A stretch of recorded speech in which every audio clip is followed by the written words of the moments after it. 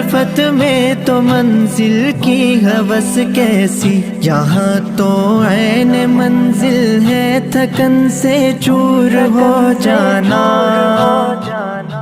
الحمد للہ رب العالمین، والصلاة والسلام علی سید المرسلین وعلی آلہ واصحابہ اجمعین۔ اعوذ باللہ من الشیطان الرجیم، بسم اللہ الرحمن الرحیم۔ يسألونك عن الساعة أيان مرساها قل إنما علمها عند ربي لا يجليها لوقتها إلا هو، صدق الله العظيم۔ معزز سامعین کرام اور پردہ نشین خواتین، گزشتہ مجلس کے اندر ہماری بات یہاں تک پہنچی تھی کہ جب حضرت مہدی کا ظہور ہوگا تو اس وقت سب سے پہلے 313 افراد حضرت مہدی کے ہاتھ پر بیعت فرمائے اور وہ سب سے بہتر لوگ ہوں گے، اور اس کے بعد جس طریقے سے خبر پھیلتی جائے گی حضرت مہدی کے ظہور کی، تو آپ کی حمایت سے دنیا بھر سے لوگ آنا شروع ہوں گے۔ تو میں نے عرض کیا تھا کہ 2 جماعتیں اس وقت ہو جائے، ایک وہ جماعت ہوگی جو آپ کی حمایت کے اندر آئے، اور ایک وہ جماعت ہوگی جو آپ کی مخالفت میں کھڑی۔ ایک جماعت جو حمایت کے اندر سے حمایت میں آئے گی وہ خراسان سے آئے گی، جس کا اطلاق افغانستان و ایران پر ہوتا ہے۔ حارث حراس نامی ایک آدمی اور اس کا لشکر آپ کی حمایت کے لیے آئے گا۔ اس کے مقدمت الجیش کا کمانڈر منصور ہوگا، اور یہ لشکر راستے میں جو عیسائی لوبی ہوگی اس کا صفایا کرتے ہوئی مکۃ المکرمہ کی طرف روانہ ہوگا، اور یہ لشکر جب مکہ کے قریب پہنچے گا تو حضرت مہدی ان کے استقبال کے لیے مکہ سے باہر تشریف لائے، اور حضرت مہدی اس لشکر کے اندر شامل ہوگا۔ یہ آپ کی حمایت کے اندر آنے والا لشکر ہوگا۔ ابو داؤد شریف کی روایت کا خلاصہ یہ ہے کہ جب یہ لشکر کو تم پاؤ تو اس کی بات کو مانو اور اس کی مدد کرو، کیونکہ حضرت مہدی اسی لشکر کے اندر ہوں گے۔ خیر، یہاں آپ کی حمایت کے لیے ایک لشکر آئے گا، تو دوسری جانب ملک شام سے آپ کے مخالف کے اندر ایک آدمی کھڑا ہوگا، اور یہ واقعہ متعدد روایات کے اندر آتا ہے کہ سفیانی کا لشکر جس کو کہا جاتا ہے، ہاں، یہ بڑی جسم والا آدمی ہوگا جس کا نام عروہ بتایا جا رہا ہے۔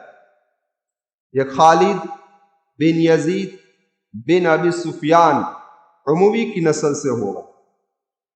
اس کے پیر چیچک زدہ ہو، بڑا ظالم اور جابر بادشاہ ہو، اور اس کی آنکھیں کے اندر سفید نقطے ہوں۔ جب اس کو پتہ چلے گا حضرت مہدی کے ظہور کا، تو حضرت مہدی کے مقابلے کے لیے وہ اپنا ایک لشکر روانہ کرے، اور جب یہ لشکر حضرت مہدی کے لشکر سے مقابلہ کرے گا تو شکست کھا جائے گا۔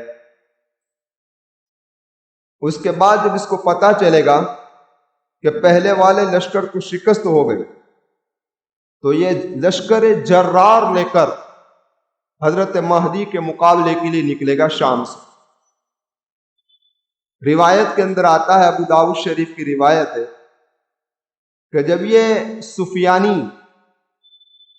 مقام بیضا پر پہنچے گا یہ مکہ اور مدینہ کے درمیان میں ایک میدان ہے، وہاں پہنچے گا اور اس میدان میں اپنے لشکر کا پڑاؤ ڈالے گا تو اللہ تبارک و تعالیٰ اس کے لشکر کو وہاں پر ڈھسا دے گا۔ سارا لشکر کیا ہو جائے گا؟ ڈھس جائے گا۔ صرف ایک آدمی باقی رہے گا اطلاع کرنے کے لیے کہ سفیانی کا لشکر پورے کے پورا کیا ہو گیا بھائی؟ ڈھس گیا۔ یہ حضرت مہدی کی کرامت ہے، اور آپ کی اس کرامت کو دیکھ کر اب ابدال اور عراق کے پرہیزگار لوگ آپ کے پاس آئے۔ ابو داؤد شریف کی روایت کا خلاصہ یہ ہے، اتاہو ابدال الشام، شام کے ابدال آئیں گے آپ کے پاس، وعصائب اہل العراق، اور اہل عراق کے عصائب آئیں گے، اور وہ حضرت مہدی کے ہاتھ پر کیا کریں گے؟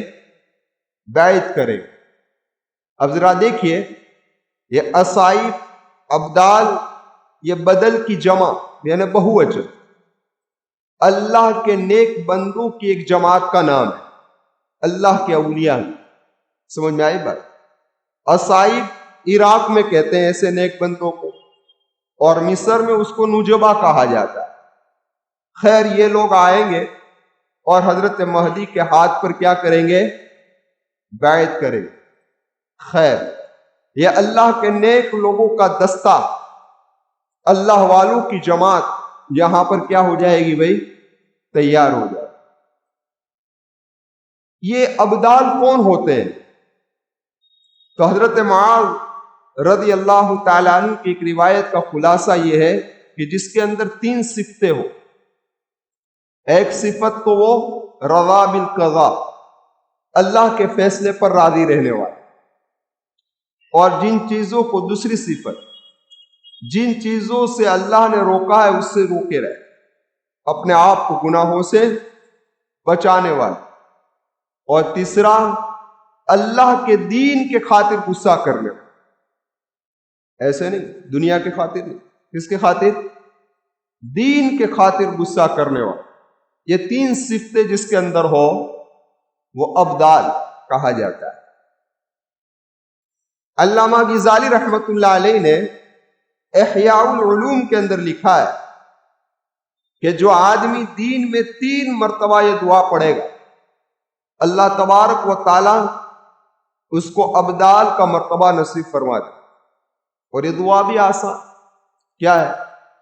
اللہم اغفر لأمت محمد صلی اللہ علیہ وسلم، اے اللہ امت محمد صلی اللہ علیہ وسلم کی مغفرت فرما۔ اللہم ارحم امت محمد صلی اللہ علیہ وسلم، اے اللہ امت محمد صلی اللہ علیہ وسلم پر رحم فرما۔ اللہم تجاوز عن امت محمد صلی اللہ علیہ وسلم، اے اللہ امت محمد سے درگزر فرما۔ جو یہ دعا 3 مرتبہ پڑھے گا دین میں، اللہ تبارک و تعالیٰ اس کو ابدال کا مرتبہ نصیب فرمائے۔ یہ امام غزالی فرمائے۔ اور مجدد القسانی رحمت اللہ علیہ نے اس پر 2 جملوں کا اضافہ کیا ہے۔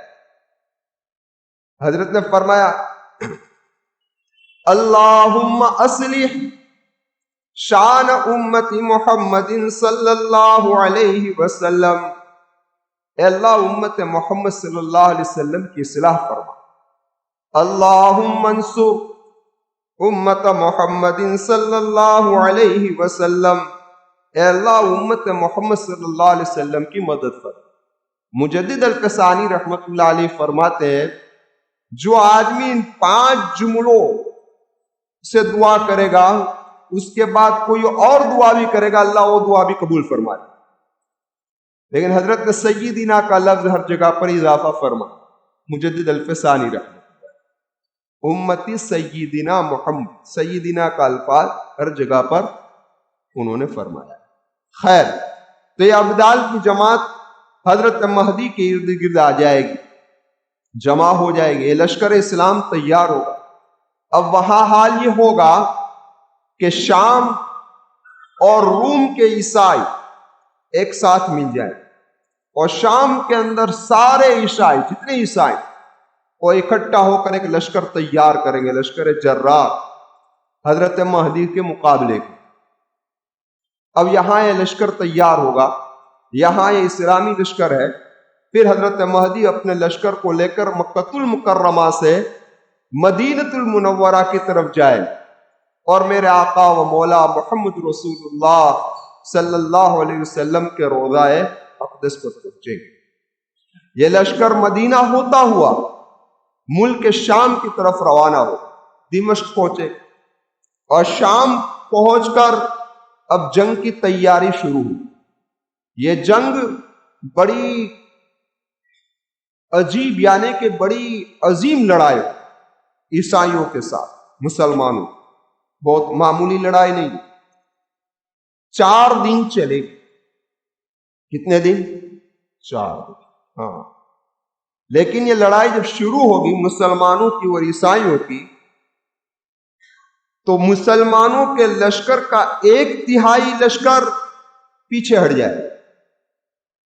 ہاں، اللہ تبارک و تعالی اس 1/3 لشکر کی توبہ کو قبول نہیں فرمائے۔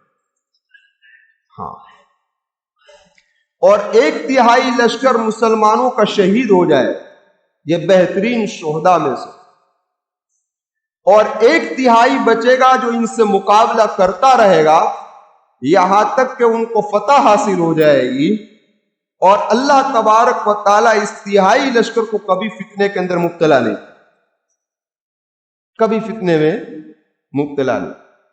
مسلم شریف کی روایت کا خلاصہ یہ ہے، اس جنگ کی کیفیت کو امام مسلم رحمت اللہ علیہ ایک روایت لا کر بیان کرتے ہیں، جس کا خلاصہ یہ کہ جب 3 دن ہو جائیں اور جنگ چلتی رہے گی، 1/3 شہید ہو جائے گی، اب جو بچیں گے وہ پکے عزم اور ارادے کے ساتھ کھڑے ہو جائیں گے کہ یا تو ہمیں فتح نصیب ہو جائے یا ہمیں بھی جام شہادت نصیب ہو جائے۔ سوچا ہے کفیل اب کچھ بھی ہو، ہر حال میں اپنا حق لیں گے،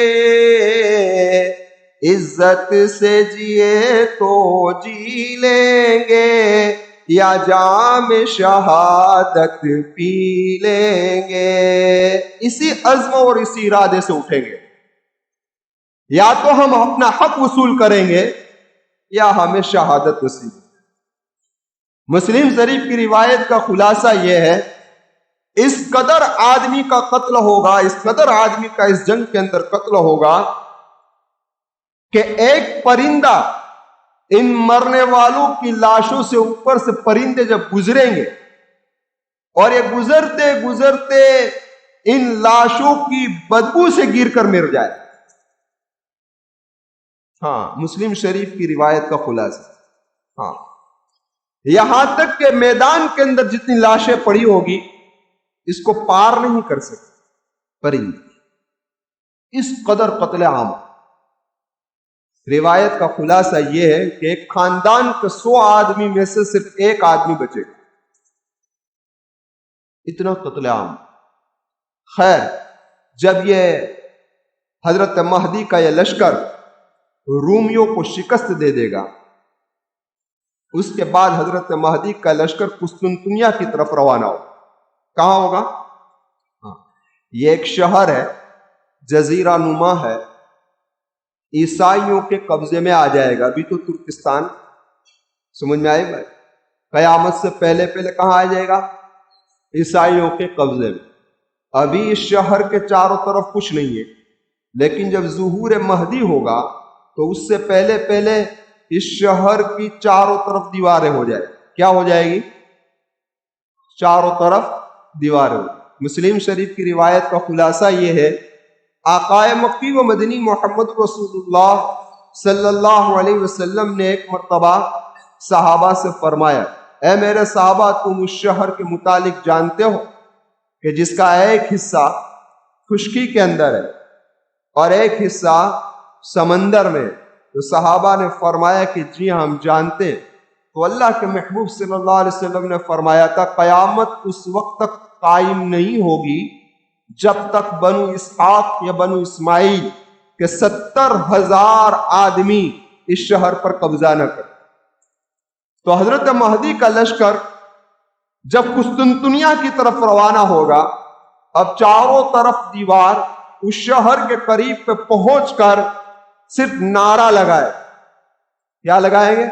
صرف نعرہ لا الہ الا اللہ اللہ اکبر۔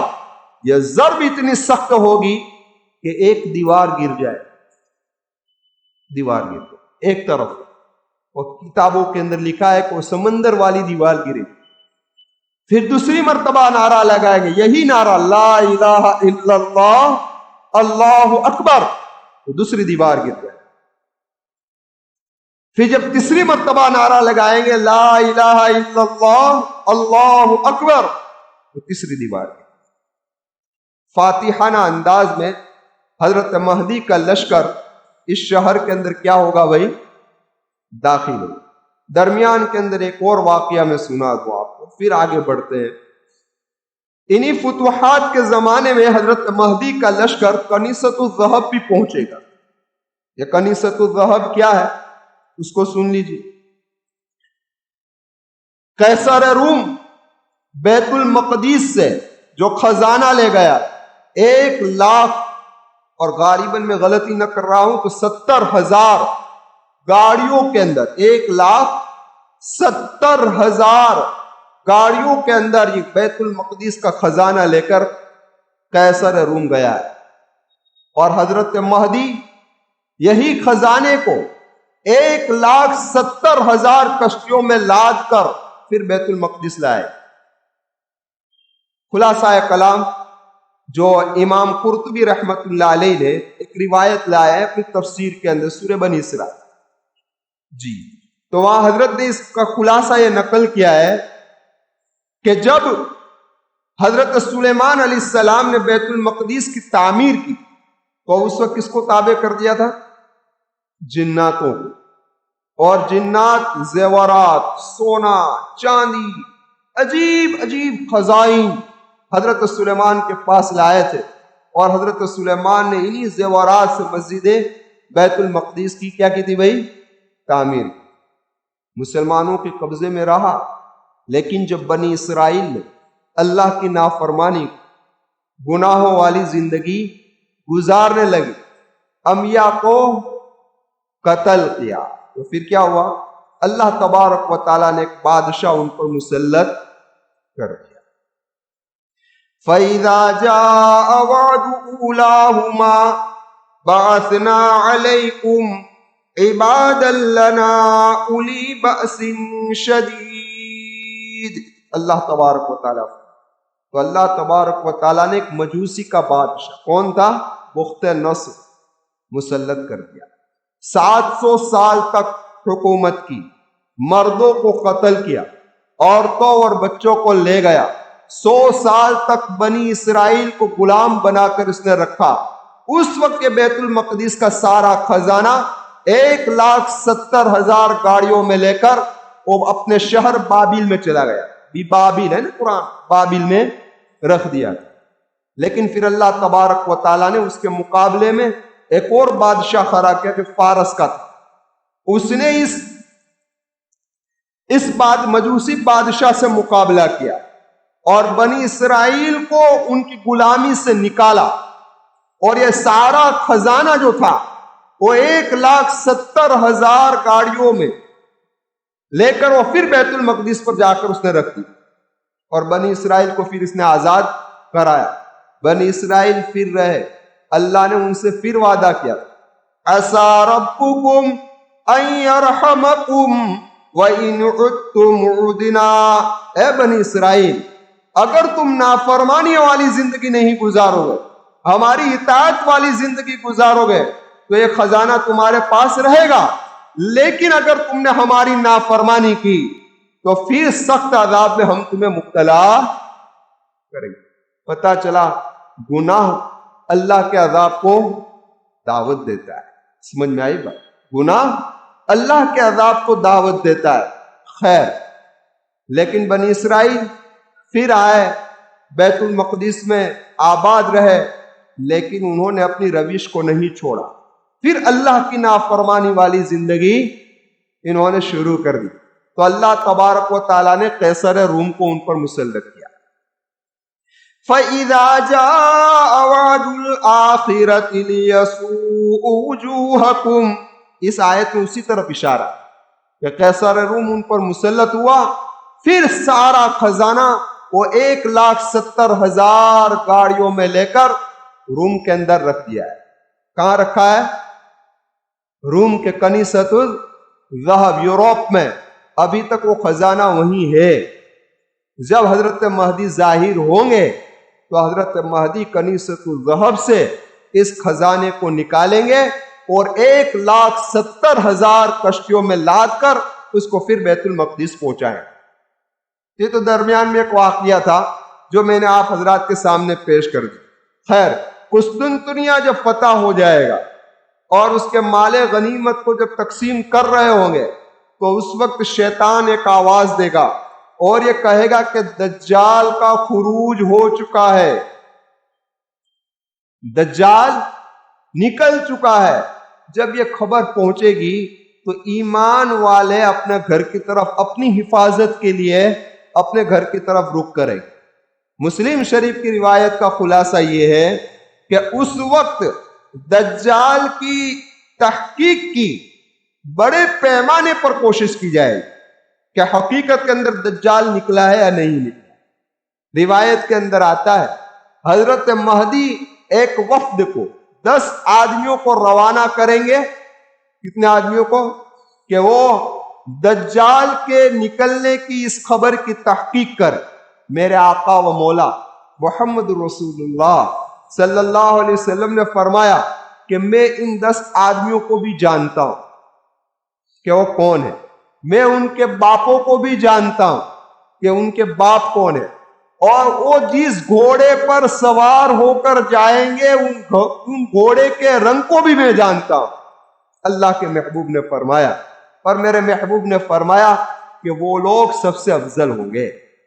تحقیق کی جائے گی تو یہ تحقیق غلط ہوگی، یعنی کہ افواہ غلط ہوگی. دجال ابھی ظاہر ہوا نہیں ہوگا، لیکن جب حضرت مہدی کا لشکر قسطنطنیہ کو فتح کرنے کے بعد ملک شام پہنچے گا تو اسی روایت کے اندر ہے فَإِذَا جَاءُ الشَّامَ خَرَجَ، حقیقت کے اندر دجال نکل آئے.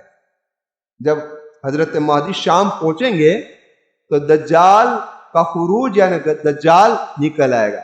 تو یہ علامت قریبہ میں سے دوسری علامت ہے. کیا؟ دجال کا خروج، دجال کا نکلنا. وقت بھی ہو گیا، برابر ہے. تو انشاءاللہ آئندہ جمعہ کو آپ حضرات کے سامنے دجال کے متعلق کچھ بات عرض کروں گا. اللہ دجال اور دجالی فتنوں سے ہماری حفاظت. سمجھ میں آئی بات؟ دجال سے بھی حفاظت فرمائے، دجال کے فتنوں سے بھی اللہ حفاظت فرمائے، اور دجالی فتنوں سے بھی اللہ تبارک و تعالی ہماری حفاظت فرمائے. آمین. وآخر دعوانا ان الحمد للہ رب العالمین.